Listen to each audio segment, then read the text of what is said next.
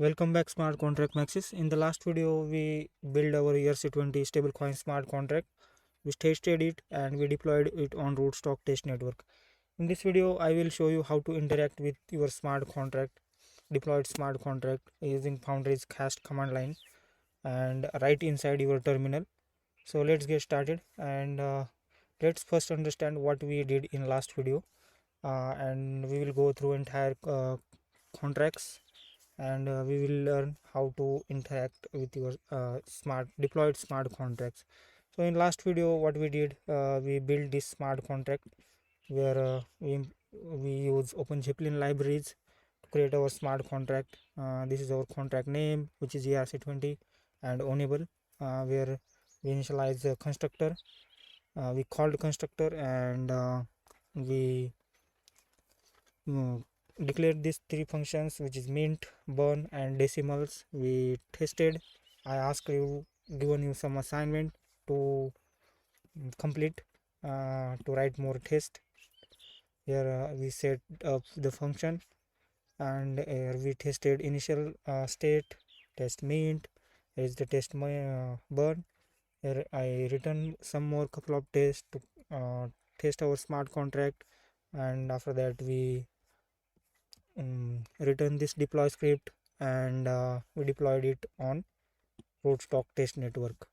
So if you notice in this if you watch our ERC20 smart contract, in that video we imported our private key from MetaMask, created .env file, and inside that .env file we paste our private key, and that is not good practice. Sometimes what beginners and even advanced Solidity developers, they accidentally push their code. They forget to add the .env file in GitHub, .ignore, and they accidentally push their code on GitHub, which leads to some security attacks. To avoid this, we encrypted we are gonna encrypt our private key. I will show you how I encrypted, and using cast, and to avoid some security attacks and and to follow some security practices.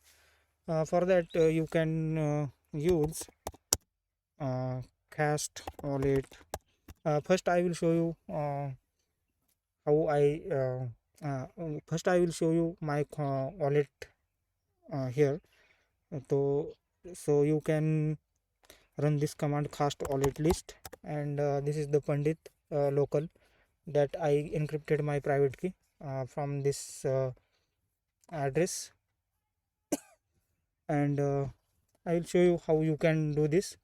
For that, you can run cast I think, yeah, wallet import, and here you can paste your private key, which is something like this, and after that you can name your wallet. Let's say I am giving my name wallet Pandit again, or Pandit 2, and once you hit enter or the return in Mac, you will see it will gonna prompt you or ask you the password to set.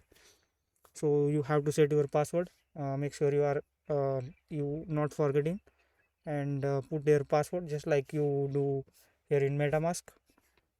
So this is how you encrypt a wallet. So let's redeploy again, and redeploy our smart contract, and interact with our smart contract. For that, we are going to run, for redeployment we are going to run our script again. For script, inside the script folder we have this deploy.s.sol, and for the inside the deploy script we have deploy script contract, and we need to pass rpc dash rpc url, which is we here declared rpc url. We need to broadcast transaction, broadcast. We need to pass legacy. Make sure you are passing legacy, because if you won't pass If you don't pass legacy, our contract will not be deployed. We also need to pass account, which is I encrypted. You can see here my Pandit account here, my wallet name Pandit, and we need to pass sender, which is this one, your wallet address. Make sure you have faucets in your account. If you want to get a faucet, just go to faucets.rootstock.io. From here you can copy your address and paste here. We don't have any promo code. Just check here. I am not robot, I am indeed not robot, and hit this button. I already received tokens, so I'm not going to get again, going to give myself again. And yeah, that's it. And go back to your terminal and hit the enter, and it is gonna ask me my password, which I set up in my cast wallet or the encrypted wallet while importing my private key, which I said you. So you can see here logs here, stablecoin deployed to, and setting one EVM, enter key store password. So I am going to enter my password. So I enter my password, and you can see here our transaction is pending. And let's wait for some couple of moments. It will be deployed on rootstock test network, which we configured in last video. Here RPC and all the steps, and here we go, our success. You can see our contract is successfully deployed on rootstock test network. Copy the address, go back to explorer.testnet.rootstock.io, paste the address here, hit the enter, and you can see here our contract is indeed deployed on rootstock test network. So let's go back and try to interact with our smart contract programmatically as a professional Solidity smart contract developer. For that, we are going to use cast, and first let's try calling read only functions.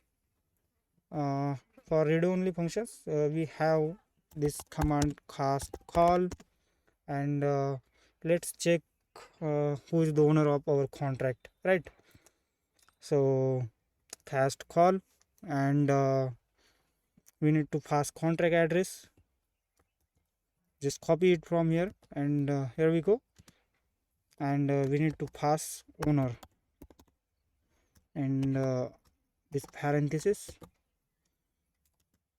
and also we need to pass RPC URL, which is let's copy it from here, and copying this from here and paste it, enter, and you can see here it return us our owner address. Why this 00 extra zeros? Because in Ethereum addresses or in rootstock case, same in rootstock case, there are 20 bytes or the, you can say 40 hexadecimals long addresses, but they are often padded with zeros at the beginning to make them 32 bytes or the 64 hexadecimals long. That's why you are seeing this extra zeros here. This is exactly my address. This is the address 0x039, and the same address you can see here. Let's copy this, and let's say paste it here. I will show you. Let's comment it down, the same address, and copy it from here, my address, which is I deployed from, because in the contract you can see here deploy script, the deployer is message.sender, which is me, my address. So you can see here both the addresses are the same, 0x339, or the here if you add here 0x339, and you can see here 98FV9. So that's it. We successfully learn how to call read only functions. Why I'm calling these functions? Because if you remember, I in last video I explained where these functions are coming from inside our lib directory.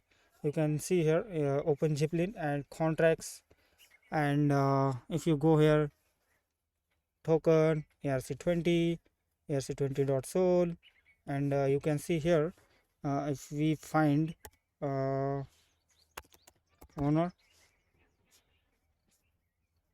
uh, here you can find owner of the our contract inside this contract. If you search here 20 results, I'm not going to show you because it will be again long video.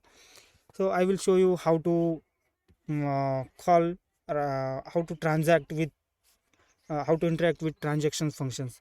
For that we have the command cast send, and we are going to mint some tokens here. So we need to pass again the contract address. Where's the contract address? Let's copy it from here, paste, and let's say we are calling this mint function. For which mint function? This one, this mint function. There we are passing two parameters as a to and amount. So let's call this mint function, and inside that mint function we have to pass address as well, u into 56 as an amount, right? And close this parameter with parenthesis. Make sure you are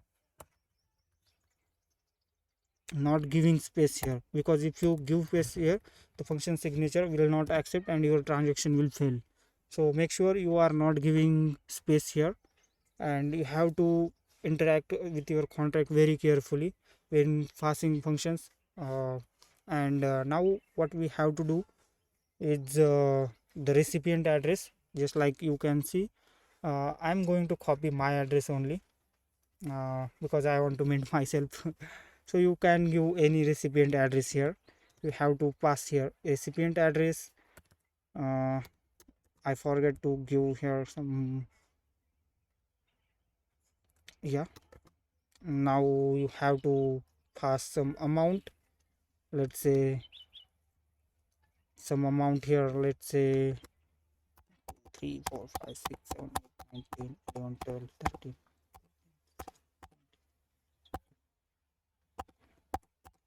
Some amount here. Also you need to pass this time your wallet name. Let's say account Pandit, and now we have to pass RPC URL. Let's copy it from here because we are copy. You need to copy paste a lot, and let's say legacy because we are transacting here, and we got some error here. Pass here. Yeah, I missed something here. What I did mistake inside my cast send. I forgot to add some commas here, I guess.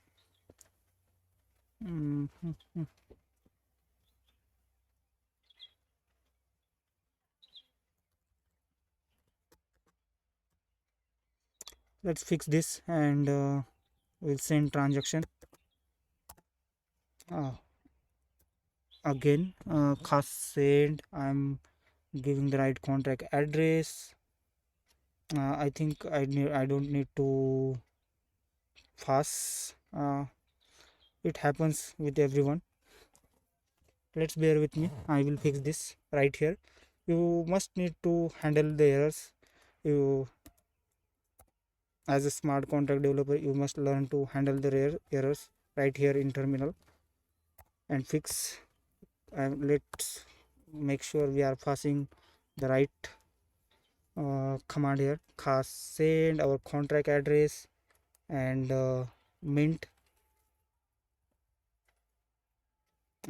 address Unity 256, right? I forget to add this outside the parenthesis, right? And now hit enter. Again we got error because I again forget here something.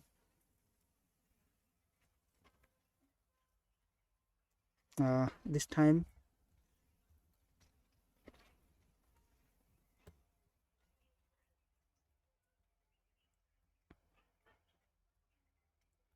let me make sure what is happening.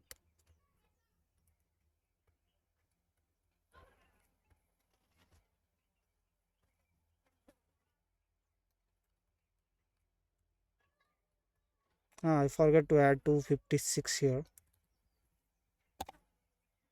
And now hit enter again. Yeah, again we are doing some mistakes here. So you can see here what errors, why this is happening, because I am passing double quotes here inside, right in front of UNT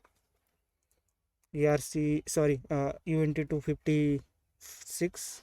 So I need to delete this one, and now I think hopefully we are good to go, and hit enter. And you can see here it is asking me password.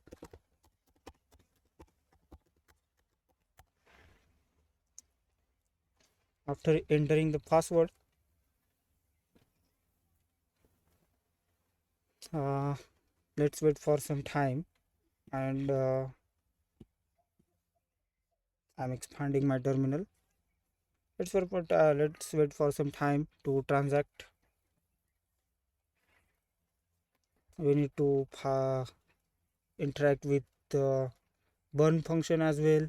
We need to, I will, I just showed you, you can by following this you can interact with, this is the kind of assignment you have. You can interact with as many functions as you can uh, in that whatever in your contract. So I just, you can see here our block hash, we successfully make a transaction or the call function. You can see here entire information related to your transaction. You can see block hash, block number, contract address, cumulative gas use, effective gas price, and from address, gas use, and entire logs, which is JSON format here, and status 1, which is success. You can copy the transaction hash from here and go back to your rootstock testnet explorer and hit enter. And you can see here status is successful. We successfully did a transaction a minute ago, and all the information you can check out here. So I am giving you an assignment, just like we did in mint function. Just like we interact with mint function using cast, interact with this burn function and decimal function. In decimal function, make sure this is the public pure, so you know now how to interact with read only and read write functions using the cast. I hope you got a understanding of how to interact with your smart contract in Foundry using cast command. So, and you got a better understanding how to interact with your smart contract and how to import wallet. And I will continue to make videos and here to help you to better smart contract developer, and I will see you in next one. Thank you.